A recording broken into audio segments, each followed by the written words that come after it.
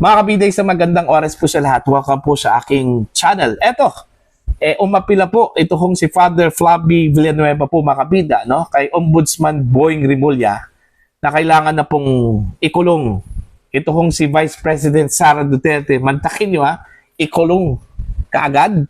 Ano, ganun po ba yon? Okay? Dahil dito ho sa pagbaliwalahon niya, mga kabida, sa checks and balance, ano? Na itinakda po ng konstitusyon, okay? Patungkol ho sa issue po ng confidential funds, misuse of confidential funds ng Office of the Vice President at saka Department of Education po, ano, mga kabida. Ito, babasahin ko lang po itong article ng Ang Balita Ngayon, ano? Paring dating adik nananawagan ipakulong si VP Inday Sara, ano, mga kabida. Isang paring hayagang umaming dating drug addict ang nanguna sa panawagan kay Ombudsman Jesus Crispin Boying Rimulya na papanagutin at ipabilanggo si Vice President Sara Duterte kaugnay ng issue ng confidential funds.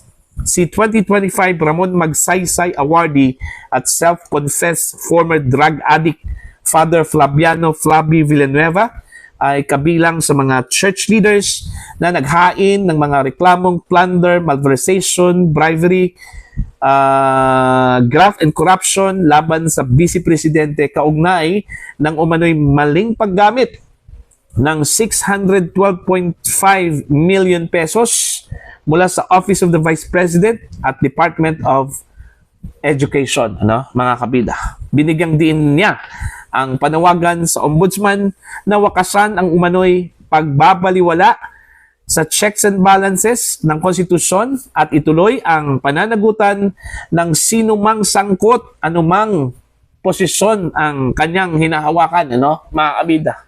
Tandaan niyo yung kanyang ginamit na term, ha? Okay? Pananagutan ng sinumang sangkot, anuman ang posisyon.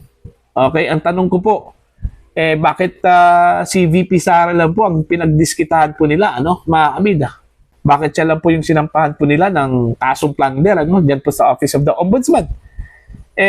Yung mga itinuro pong naging kasabwat, sangkot doon ho sa issue po ng flood control projects, ano, na bilyon-bilyon yung kanilang hinahawakan pera po, ano, mga kabida, bakit walang isinampang kaso po laban sa kanila, ano, mga kabida? Tulad na lang po, ano, yung nabanggit po yung pangalan po ni dating House Speaker Martin Romualdez. Okay? Na kung tutuusin po, yung involved funds po doon, mga kabida, wala lang po sa kalingkingan yung involvement na pondo, ano, ni Vice President Sara Duterte, mga kabida. Okay? Yun, aligasyon po yun, ano, mga kabida. Tulad po dito ho, kay Vice President Sara Duterte, mere accusation po yon, mga kabida. Kahit na po, naglabas na po ng komento po ang Commission on Audit na wala hong problema, mga kabida, ang confidential funds ng Vice Presidente, pero ayaw pa rin nilang maniwala, no? Kasi gusto ho nilang i-push yung kanilang narrative, mga kabida, na si Vice President Sara Duterte nagkamal po ng pera, nag-misuse po ng pondo ng taong bayan, ano, mga kabida.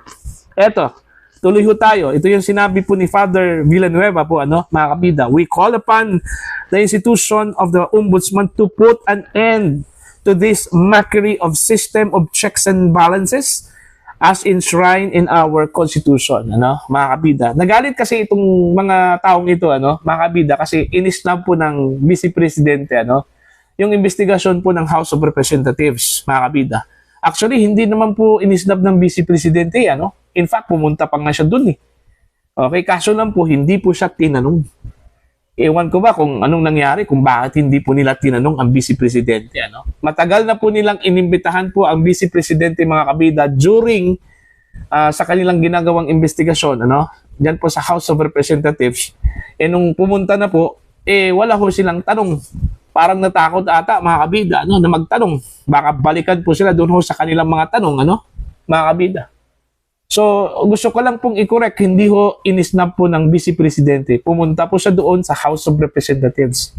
Kaso, hindi lang po nagtanong ang mga kongresista matapos pong tumanggi itong si Vice President Sara Duterte na mag-take oath po mga kabida.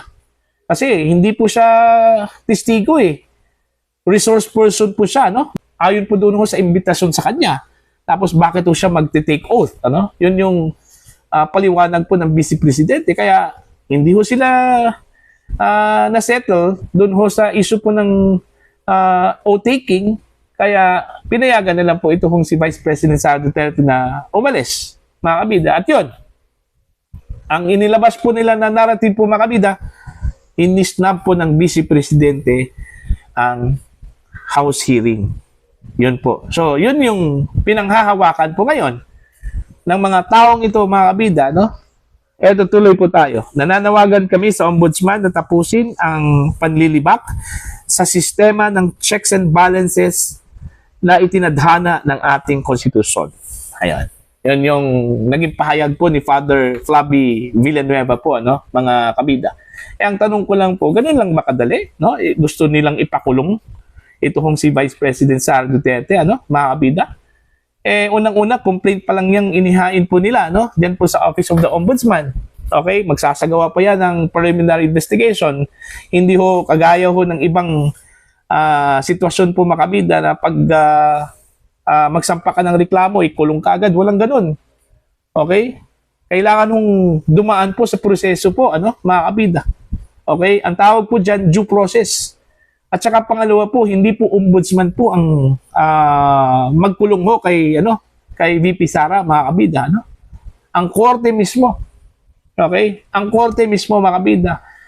Sila po ang magdidesisyon kung ikukulong ba si Vice President Sara Duterte o i-acquit po nila, mga kabida.